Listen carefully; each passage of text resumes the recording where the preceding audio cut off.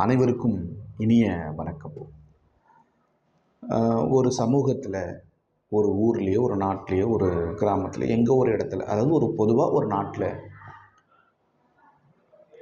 அதிகப்படியான மருத்துவமனைகளும், அதிகப்படியான மருந்து கடைகளும், அதிகப்படியான பரிசோதனை நிலையங்களும் உருவாகிக்கிட்டே இருந்தால் அந்த சமூகம் ஆரோக்கியமான சமூகமா அப்படிங்கிற கேள்விக்குறி தான்.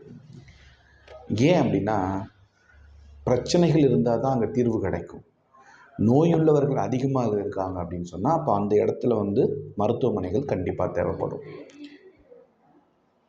முன்னாடிலாம் ஒரு 20 வருஷத்துக்கு முன்னாடிலாம் பார்த்திங்கன்னா, இப்படி ஒரு அதிகப்படியான எந்த ஒரு மருத்துவமனைகளோ இல்லை எந்த ஒரு மருத்துவம் சார்ந்த பிரச்சனைகளோ, அதாவது தொழில்களோ இந்த மாதிரிலாம் இல்லை.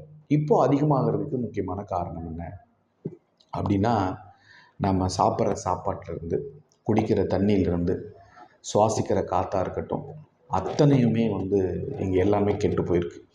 கெட்டுப்போன ஒரு பொருளை இந்த உடல் எடுத்துக்கிறதால இந்த உடல் மட்டும் எவ்வளோ நாளைக்கு கெடாமல் இருக்க முடியும்? ஆக ஒரு குறிப்பிட்ட ஸ்டேஜுக்கு மேலே அந்த உடம்பால் இயல்பாக ஆரோக்கியமாக இருக்க முடியாமல் போயிடுது. இதுதான் முதல் காரணம். இன்னொன்று, எல்லா வகையிலும் நாம் அவசரமாக சில காரியங்களை செய்கிறதால எல்லாமே அவசரமாகவே போயிடுது.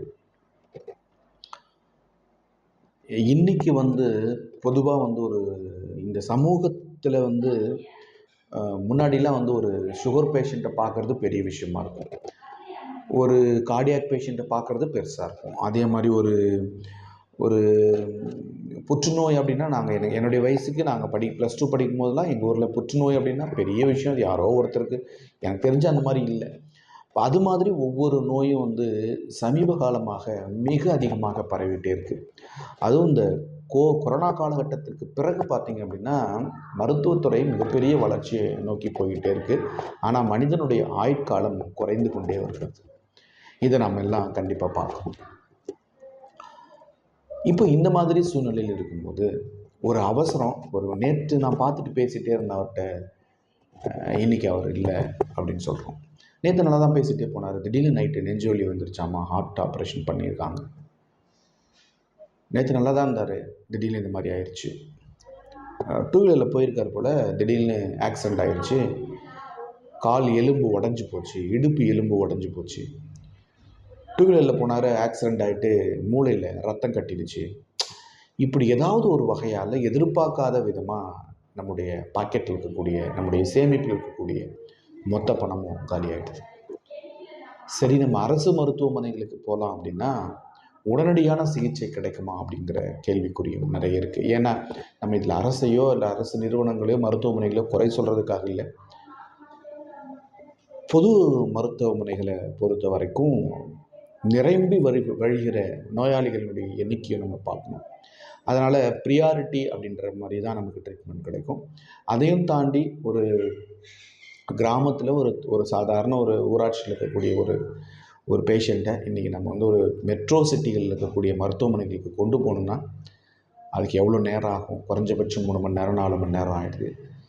ஒரு எமர்ஜென்சி பேஷண்ட்டை ஒரு குறிப்பிட்ட டைமுக்குள்ளே கொண்டு போய் நம்ம மருத்துவமனையில் சேர்க்கல அப்படின்னு சொன்னால் அதனால் ஏற்படுகிற உடல் உறுப்புகள் இழப்பு அல்லது சில சமயங்கள் உயிரிழப்பு கூட தவிர்க்க முடியாததாகிடுது. அப்போ இதெல்லாம் கருத்தில் கொள்ளுகிற போது ஒரு அரசாங்க மருத்துவமனையில் கிடைக்கக்கூடிய அதிநவீன சிகிச்சைகள் தனியார் மருத்துவமனையில் நம்ம போய் பெற முடியுமா அப்படின்னா பெற முடியும். எப்படி நம்ம பெற முடியும் அப்படின்னா, அதுக்காக பணம் இருந்தால், ஒரு நல்ல சப்போர்ட் இருந்தால், ஒரு பேக்ரவுண்ட் இருந்தால், நல்ல ஃபினான்ஷியல் சப்போர்ட் இருக்கிறவங்களால மட்டும்தான் ஒரு நல்ல ஒரு சக்ஸஸான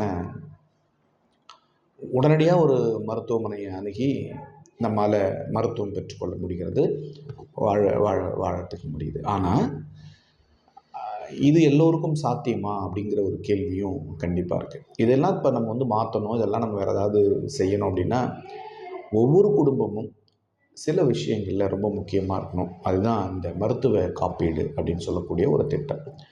மருத்துவ காப்பீடுன்றது வேஸ்ட்டு அப்படின்னு நம்ம சொல்லவே இல்லை. எல்லா சூழ்நிலைகளிலும் மருத்துவ காப்பீடு ரொம்ப ரொம்ப முக்கியம். அரசு மருத்துவ காப்பீட்டு திட்டங்கள் இருக்குது. அது சில குறிப்பிட்ட பரிசோதனைகள் சில குறிப்பிட்ட வியாதிகளுக்கு மட்டும்தான் மருத்துவமனைகள் எடுத்துக்கிறாங்க. பெரும்பாலான மருத்துவமனைகளில் அதை நிராகரிக்கவும் செய்கிறாங்க. அதை ஏன் சொல்கிறதுக்கு தெரியல. இப்போ நான் அரசு அது சம்மந்தப்பட்டதை நான் விட்டுறேன். இப்போ தனிப்பட்ட முறையில் ஒரு குடும்பம் ஒரு 4 பேர் 5 பேர் இருக்கக்கூடிய குடும்பத்தில் உங்களுடைய வருமானத்தில் ஒரு 2% 3% அப்படி வச்சுக்கோங்க. ஒரு வருஷத்துக்கு ஒரு 20,000 25,000 செலவு பண்ணக்கூடிய முடியும் என்கிற ஒரு நிலையில் இருப்பவர்கள் ஒரு தனிநபர் மருத்துவ காப்பீடு அப்படின்றத விட ஒரு குடும்பத்துக்காக சேர்த்து ஒரு மருத்துவ காப்பீடை போட்டுட்டிங்க அப்படின்னா ஒரு திடீர் எதிர்பாராத விதமாக ஏற்படுகிற இந்த மருத்துவ செலவுகளை நிச்சயமாக அந்த காப்பீடு உங்களுக்கு உருவாக்கி நல்ல ஒரு பாதுகாப்பை கொடுக்கும். நம்முடைய சேமிப்போ அல்லது நம்முடைய கை காசோ லட்சங்களில் செலவாகாமல் இருக்கணும் அப்படின்னா முன்னாடியே ப்ரிவென்ஷன் இஸ் பெட்டர் தென் க்யூர்ன்ற மாதிரி சில விஷயங்களுக்காக நம்ம முன்னாடியே போட்டு வச்சுக்கிறது ரொம்ப ரொம்ப நல்லது அப்படிங்கிறது தான் நம்முடைய இந்த பதிவினுடைய முக்கியமான நோக்கம்.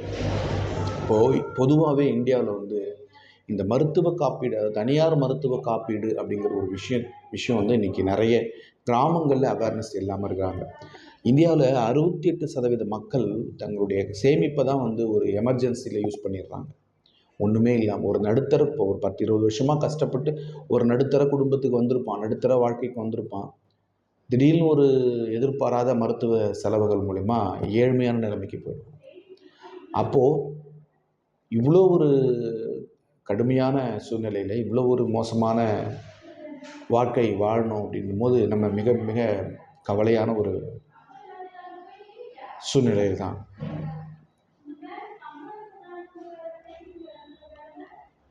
அதையும் தாண்டி ஒரு மிகப்பெரிய ஒரு விஷயம் என்ன அப்படின்னா, இன்றைக்கி மக்கள் கண்டிப்பாக இந்த விஷயத்தை உற்று கவனிக்கணும். தங்களுடைய சேமிப்பையும் தங்களுடைய வாழ்வாதாரத்தையும் பாதுகாக்கணும்னா ஒரு தனியார் மருத்துவ காப்பீடு அப்படிங்கிறது ரொம்ப அவசியம். அதை நீங்கள் எடுத்துக்கிறது ரொம்ப ரொம்ப நல்லது. எல்லா சூழ்நிலைகளிலும் அது உங்கள் வாழ்க்கையை காப்பாற்றும், உங்களுடைய எதிர்காலத்தை காப்பாற்றும் என்பது இந்த பதிவினுடைய முக்கியமான நோக்கம். அந்த அதாவது ஒரு குடும்பத்துக்கான மருத்துவ காப்பீட்டை பெறுகிற பொழுது எதெல்லாம் எந்தெந்த வியாதிகள்லாம் வரும், எந்தெந்த வியாதிகள்லாம் இதில் வராது அப்படிங்கிறத தெளிவான ஒரு புரிதலோடு போங்க. எல்லா வகையிலும் அது உங்களுக்கு சிறந்த முறையில் இருக்கும். சிறந்த நிறுவனங்களை தேர்ந்தெடுங்க. வாழ்க்கையை, நம்முடைய ஆரோக்கியத்தை பாதுகாப்போம், நலமோடு வாழ்வோம். மீண்டும் இன்னொரு பதிவில் உங்களை சந்திக்கிறேன். நன்றி.